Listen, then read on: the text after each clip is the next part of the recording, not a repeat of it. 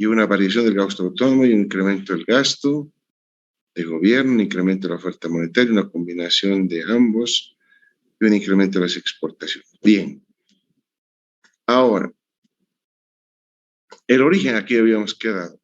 La inflación por presión de demanda, ¿no? Existen tres planteamientos que explican lo mismo, pero cada uno es diferente, jóvenes. Por ejemplo, clásico. Este es el modelo clásico, donde tenemos que el producto está en función del capital, del trabajo y de la tecnología. Es una simple función de producción, ¿verdad? Aquí tenemos esto que se llama estos jóvenes MB por PY, estableciendo que Y es una proxy importante de las transacciones, ¿verdad? Del volumen de transacciones. Eso entonces significa la teoría cuantitativa del dinero. Ahí está la teoría cuantitativa del dinero.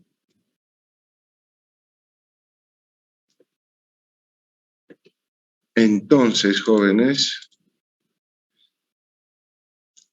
en el enfoque clásico, la demanda agregada depende de la cantidad de dinero, ¿no? Aquí lo estamos viendo, de ahí viene aquí.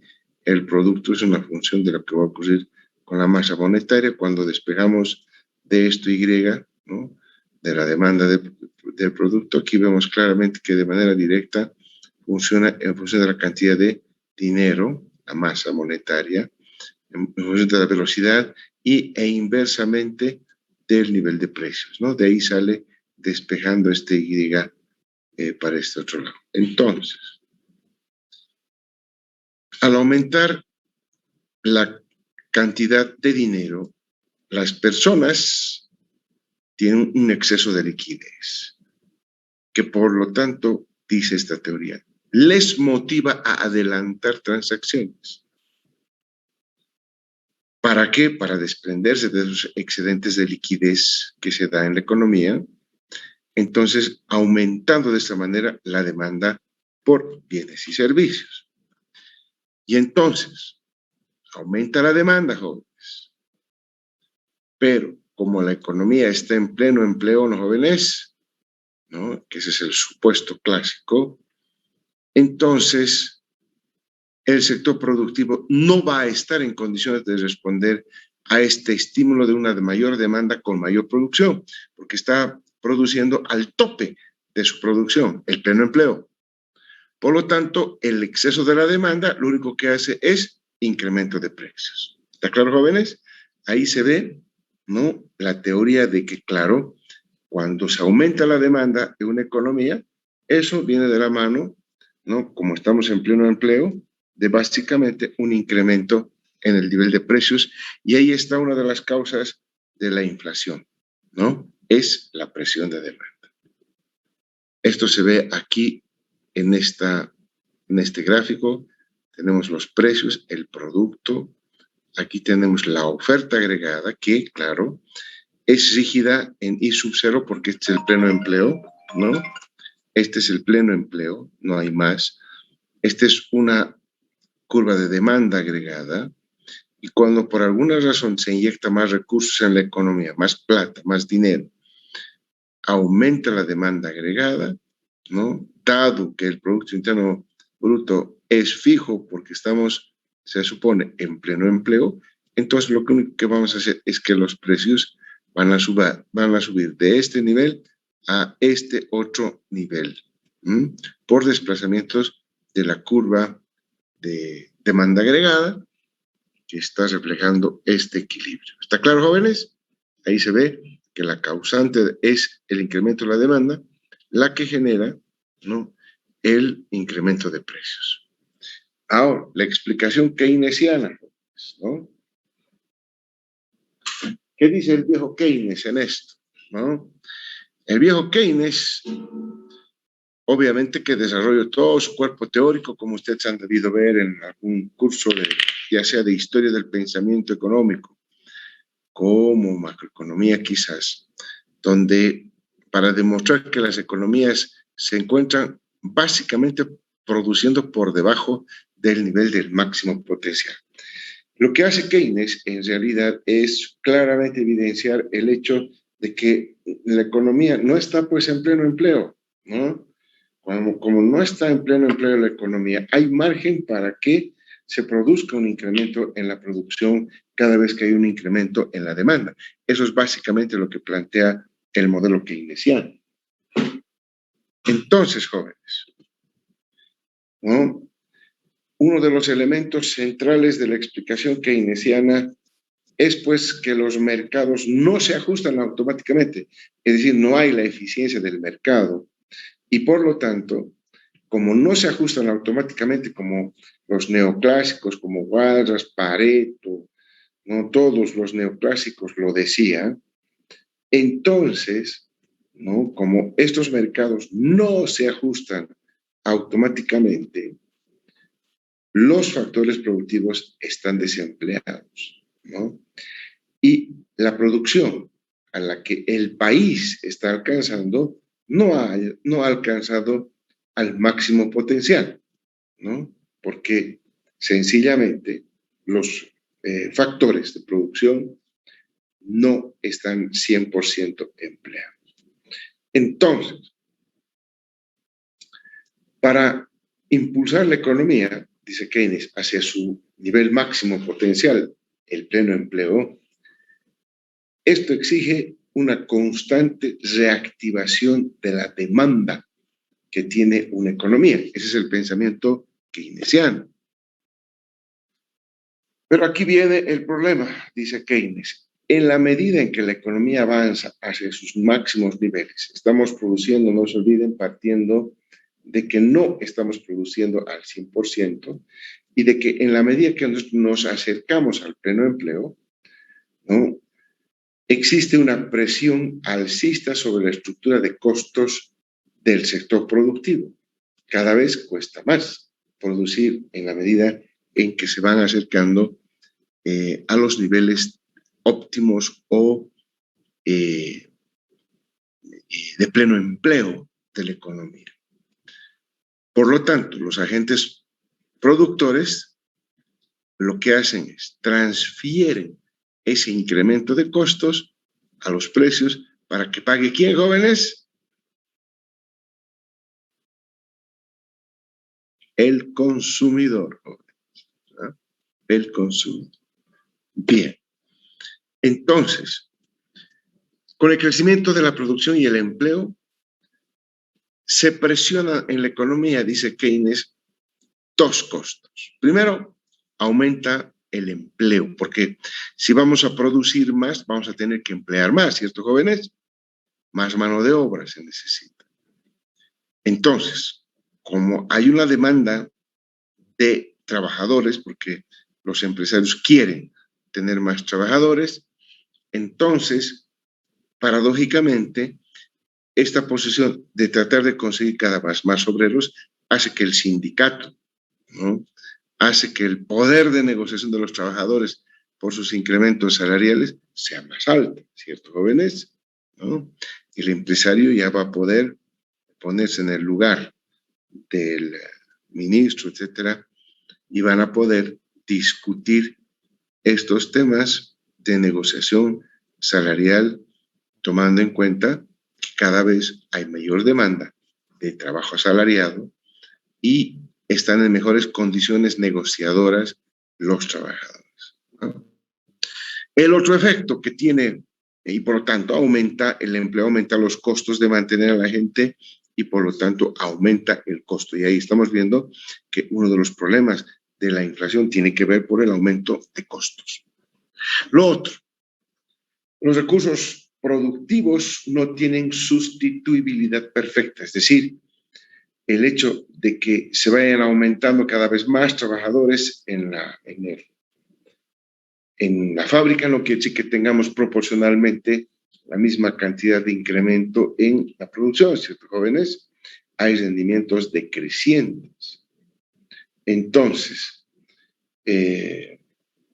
lo que va ocurriendo es que se van generando cuellos de botella en la oferta de algunos de estos productos antes de alcanzar el máximo nivel de producto que estamos hablando, el pleno empleo.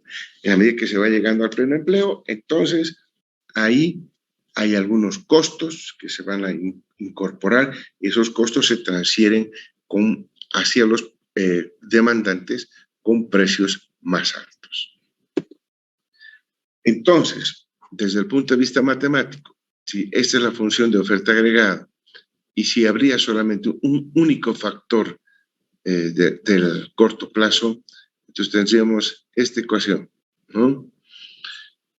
Esta función, que quiere decir que, por ejemplo, la demanda agregada es función del consumo en consumo, inversión, gasto del gobierno nacional y las exportaciones netas, eso configura la demanda agregada, ¿cierto, jóvenes?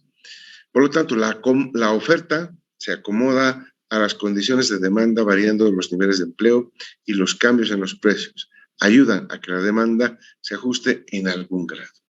Entonces, ¿qué ocurre en estos casos, jóvenes? Nuevamente, ¿no?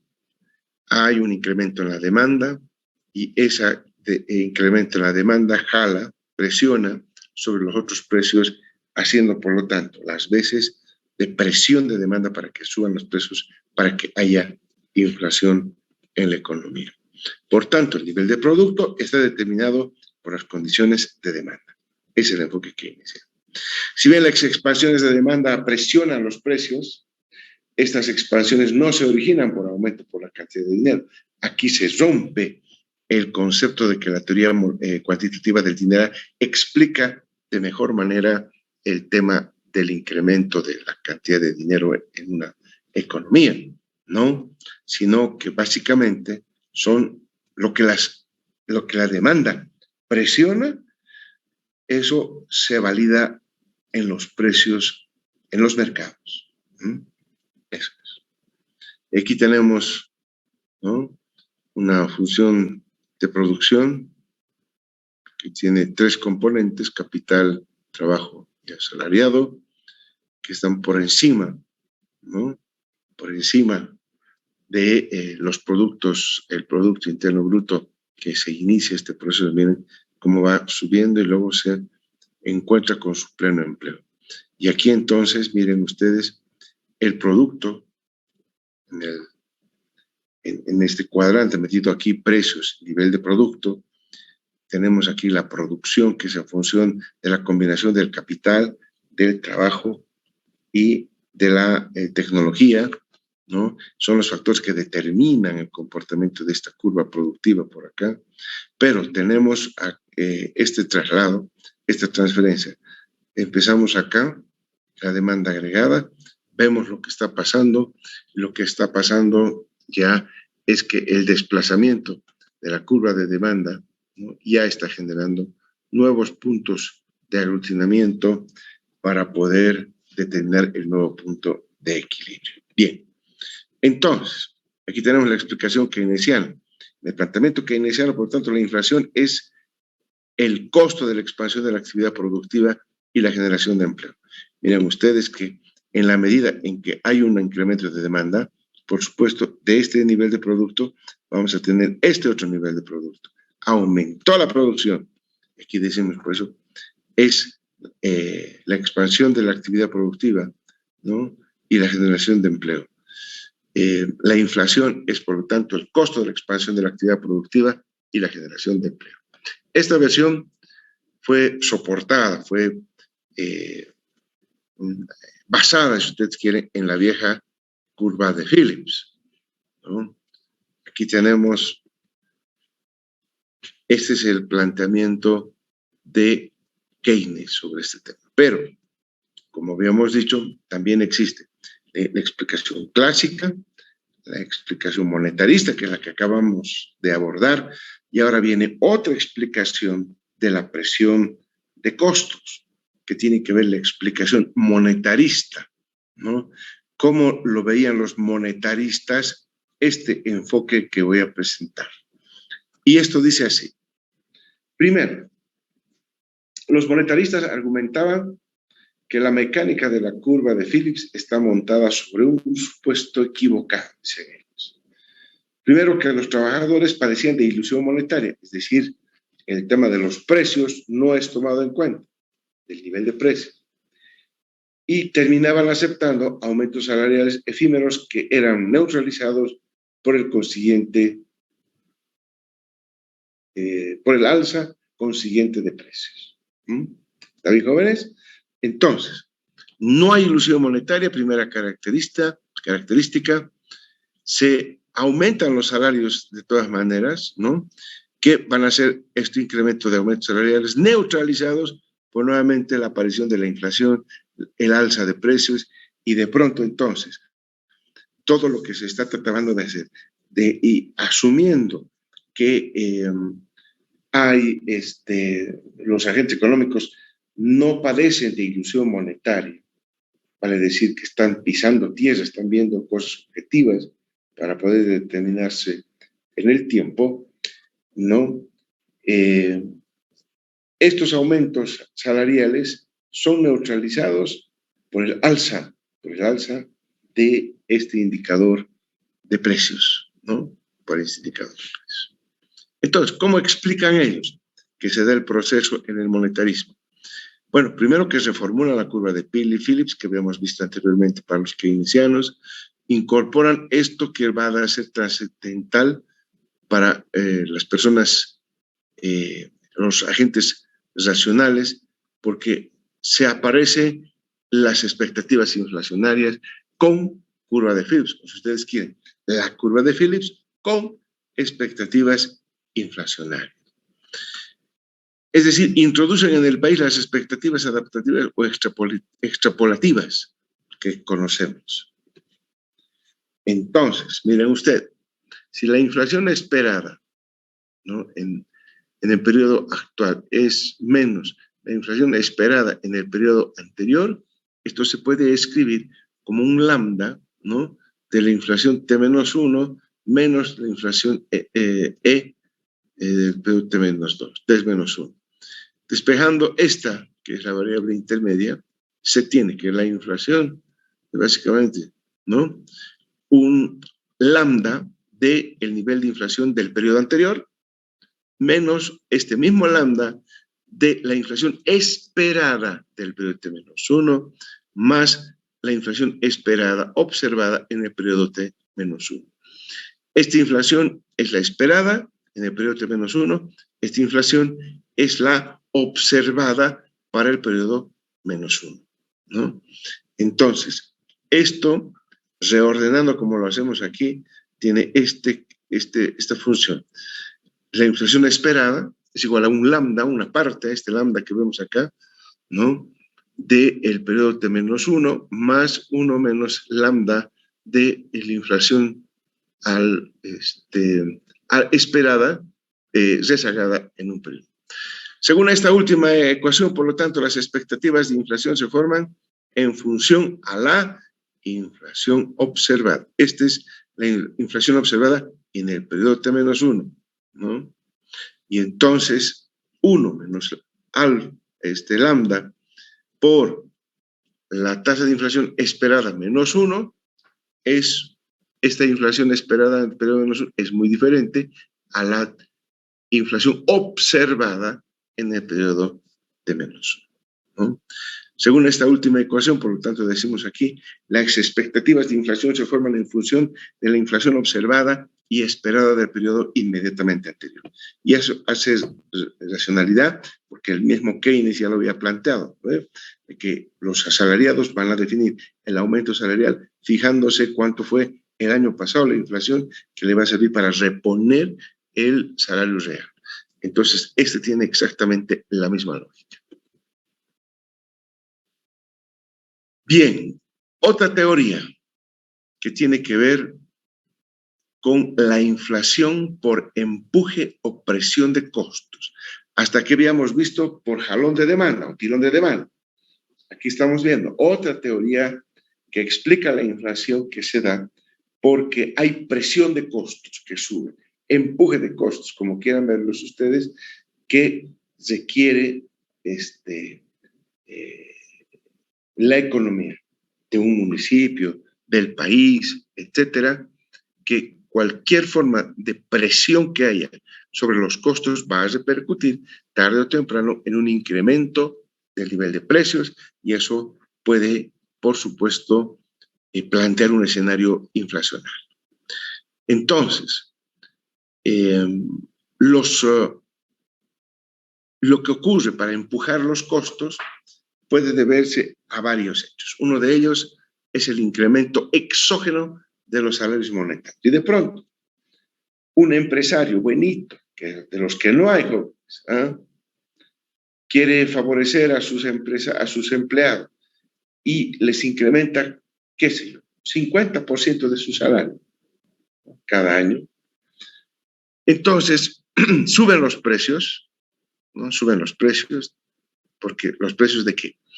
Primero sube el salario, porque el costo ahora para emplear un empleado más en mi fábrica va a ser más, un 50% más del salario mínimo, por ejemplo, y esto presiona para que, como aumenta el costo de producción, el empresario se vea obligado a incrementar los precios y ahí se produce el proceso inflacionario. Otro de los argumentos que tiene esta teoría es que el aumento exógeno de las ganancias de los productores. Resulta que de pronto hay una buena cosecha, para hablar de agropecuaria, o una buena zafra, o una buena relación para incrementar la producción de un país. Entonces, las ganancias que tienen los productores al haber vendido este tipo de productos, se genera un incremento de precios. Y eso es porque de pronto, ¿no?, a alguien se le ocurrió aumentar un costo, porque la ganancia, ¿no?, distribuir la ganancia o parte de la ganancia del empresario, entregarla al obrero, ¿no?, significa buenas cosas para el obrero, pero malas cosas para el productor, ¿no? Por lo que en este escenario, un aumento exógeno de las ganancias, ¿no?, de los productores va a generarse por un incremento en la inflación por empuje de costos. Otro elemento que puede causar esta presión de costos es el aumento del tipo de cambio, especialmente en nuestra economía. ¿Por qué? Porque gran parte de los insumos que tiene nuestra industria, por ejemplo, son insumos importados. Somos un país importador, ¿no? Entonces, cuando aumentan las ganancias de los productores, esto puede generar que se vayan haciendo compras en el exterior, el Producto Interno Bruto se disminuye, ¿no?, porque se está pagando al exterior de cosas que quizás podríamos producir y consumir en nuestro país. Ahora, entonces, un aumento en las ganancias de los productores que se traduzca en incrementos salariales es una presión de costos. Ganan más los productores, es una presión de costos. Yo compro materia prima a un productor agropecuario, por ejemplo, y si yo aumento, ¿no?, las ganancias de este productor, lo único que estoy haciendo es presionar mis costos, que después voy a tener que trasladárselo al consumidor, los precios suben, ¿no? Otro de los fenómenos que por qué puede haber un incremento en la presión de costos y por lo tanto en la inflación por empuje de costos es un aumento del tipo de cambio, una devaluación, ¿no? Porque una devaluación implica que se pueda generar un incremento de los costos internos de la producción. ¿Por qué? Porque los insumos que son importados son más caros, porque la maquinaria que es importada cuesta más caro. Entonces, hago que mis productos, en función del tipo de cambio que estoy enfrentando, sean absolutamente más realistas, ¿no? Y estos costos en general se van a ir a parar nomás en incrementos en la inflación. Otro elemento, el aumento del tipo, lo habíamos mencionado, el tipo de cambio, un aumento en los aranceles. Si nosotros elevamos los aranceles, ¿no?, entonces nuevamente no vamos a poder traer la producción nacional y bueno, el aumento de los aranceles, el aumento de aduanas para que ingrese la mercancía, ¿no?, en realidad va a ser una mala formación para nosotros porque se aumentan los aranceles, los costos de la industria, insumos, maquinaria, el combustible, porque estamos importando diésel y gasolina, porque nosotros como Bolivia no producimos líquidos, no producimos gas, pero no producimos líquidos, y los vehículos se mueven por un líquido, ya sea gasolina o diésel. Por lo tanto, es también un incremento de los aranceles. Cada vez más bien que hay un incremento de los aranceles, se encarece el costo de producción en la industria y hay una presión de costos para incrementar los precios. ¿Está claro, jóvenes? Bien. Otra de las teorías, la quinta teoría que estamos viendo para que explican de dónde viene la inflación, es el hecho de la inflación estructuralista o teoría estructuralista de la inflación. Primero, esto se debe a un economista chileno, Aníbal Pinto, que escribe en el Fondo de Cultura Económica en 1973 un libro que se llama Raíces Estructurales de la Inflación en América Latina, donde destacaba componentes que debían incluirse en el análisis de esa economía latinoamericana, como por ejemplo la estructura productiva, la estructura de capital social básico, la estructura financiera, el sector externo, la estructura social, ¿no? Que son lo que nos están haciendo esa presión. El principal exponente de la teoría del enfoque estructuralista de la inflación es el mexicano Juan Noyola Vázquez, ¿no? Él estaba promoviendo este tipo de enfoque. Luego nos dicen estos economistas que para comprender la inflación es necesario distinguir entre las presiones básicas que desencadenan el proceso y los mecanismos de propagación que lo difunden por todo el sistema. Esto es muy importante, hay que tenerlo en la cabeza, que tenemos las presiones básicas y los mecanismos de propagación. Las preguntas básicas para esta teoría surgen del cuello de botella o estrangulamiento de determinados sectores que se repercuten sobre los demás. La inflación no está causada por un exceso de crecimiento, sino precisamente por la insuficiencia del crecimiento que se da el proceso inflacionario. En algunos sectores económicos la demanda es muy elástica, pero el insuficiente desarrollo y el pequeño tamaño de algunas economías impide que esa demanda sea satisfecha internamente, por lo que aparece una fuerte dependencia externa. Ese es el problema, ¿no? Ahora bien, las subidas de los precios en los mercados internacionales de estos productos no conducen al aumento de la producción interna o a la disminución de la demanda, sino que se traducen directamente en presiones inflacionarias.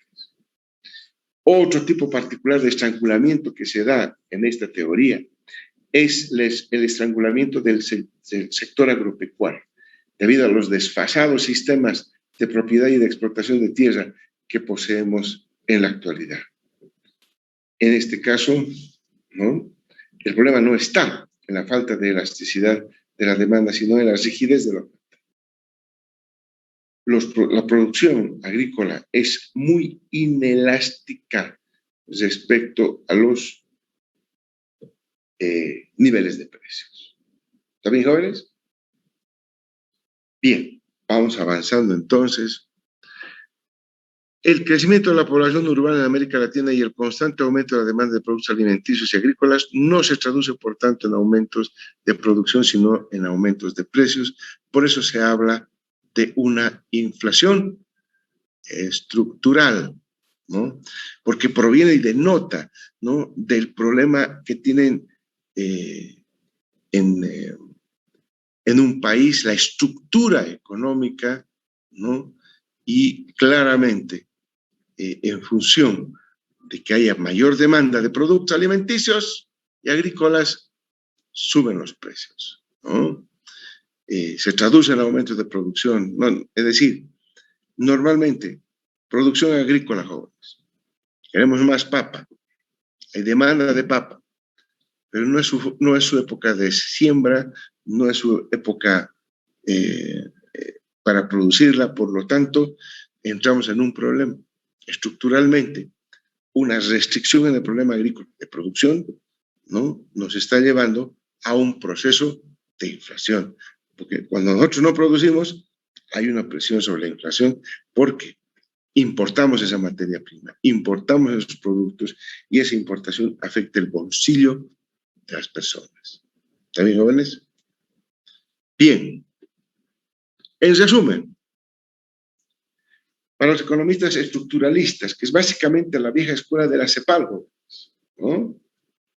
La inflación no es un fenómeno monetario, como decía Friedman, sino es el resultado de desequilibrios en la parte real de la economía que se manifiestan en subida general de precios, ¿no? Por lo tanto, la escuela estructuralista plantea que para corregir la inflación, no hay que atacar los síntomas, hay que atacar básicamente la raíz del problema. Y para esto hay que corregir los desequilibrios entre los grupos y clases sociales, la desigualdad y las desigualdades entre las ciudades y el campo. ¿Ah? Ese es un efecto estructural porque eso lo tenemos como país, lo tenemos como países de América Latina, esta desigual distribución del ingreso por una parte, y la otra es el que siempre hay una persona, una mamá, ¿no? De que está al lado de nuestro presidente, perdón, de nuestro presidente, de nuestro... ¿qué estaba hablando, jóvenes? Que me he cruzado aquí. ¿Ah? Para corregir la inflación, ¿no? Hay que atacar los síntomas, decíamos, y no las variables superficiales. Estoy muy mal, joven, estaba leyendo aquí una carta.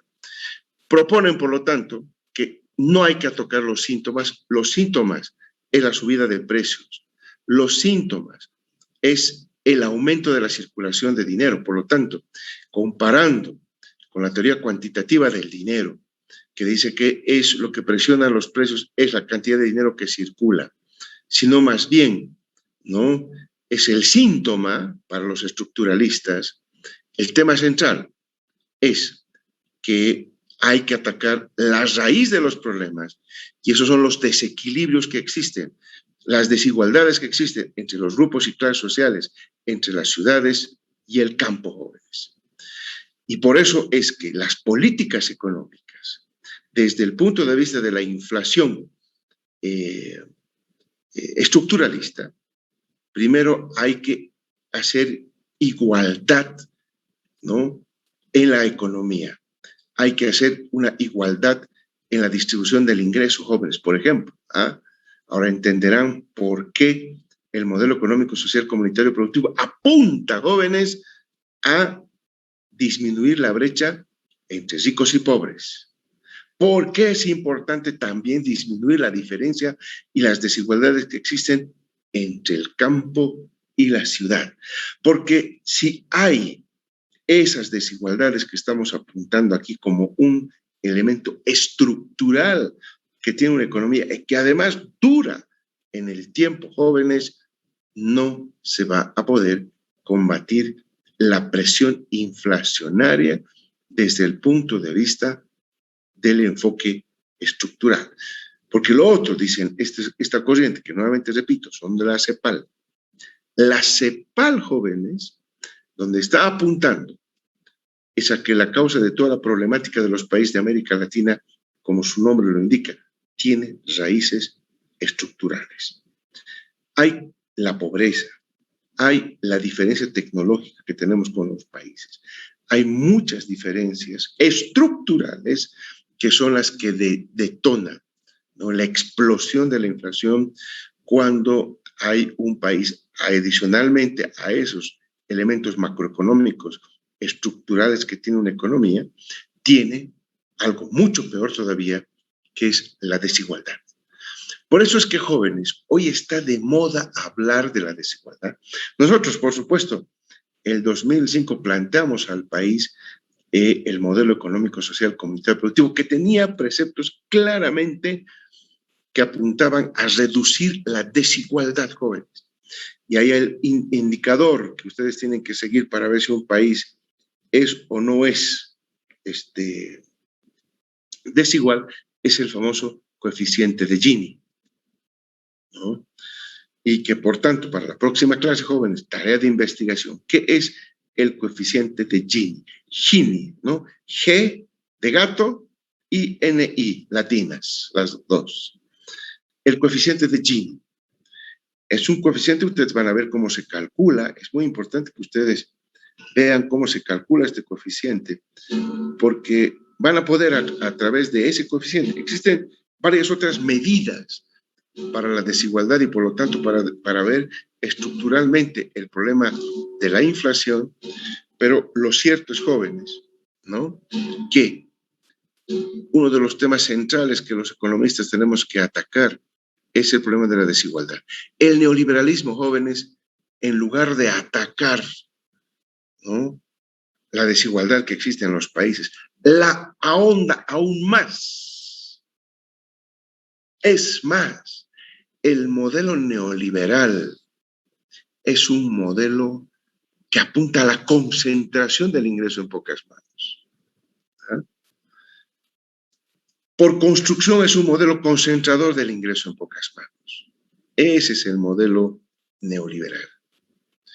En cambio, lo que plantean los estructuralistas y lo que planteamos muchos economistas hoy, y se ha puesto de moda, ¿eh?, dado el éxito que hemos tenido nosotros en la distribución más igualitaria del ingreso, que ha repercutido en las políticas y en las teorías que la propia CEPAL está proponiendo como medidas para los países de América Latina. Está claro que es un tema central. Y en este caso concreto, con esto acabamos, jóvenes, ¿no?, es que para defendernos de una inflación de carácter estructural, como la han planteado la escuela estructuralista, básicamente hay que empezar por resolver no solamente las brechas económicas, las diferencias de tecnología, de producción, de pobreza que se tiene en los países, sino fundamentalmente empezar a construir una sociedad más igual, donde exista menos diferencias entre ricos y pobres, y no solamente entre ricos y pobres en la ciudad, sino también tiene que haber menos diferencia entre el campo y la ciudad. Bien, jóvenes, vamos, no sé si tenemos tiempo, jóvenes, son las 2 de la tarde ya. Vamos a dejar esto de la teoría marxista para la próxima clase, jóvenes, ¿ah? Porque eso también amerita un enfoque mucho más calmado. Ahí yo les voy a pedir que repasen, jóvenes, el tomo 1, sección 1 del Capital, ¿no? Y ahí en la última parte hay una fórmula que plantea Marx, ¿no?, sobre la cantidad de dinero que una economía requiere, jóvenes. Marx ya lo había planteado, ¿eh? Y por lo tanto vamos a partir de esa lectura que ustedes van a hacer para el día, es para ustedes la lectura, no es para mí, jóvenes. El día lunes ustedes nos van a plantear ahí, ¿no?, qué es lo que podría conformarse una teoría marxista, una teoría desde el punto de vista de Marx que explique la inflación. ¿Hay alguna pregunta, jóvenes?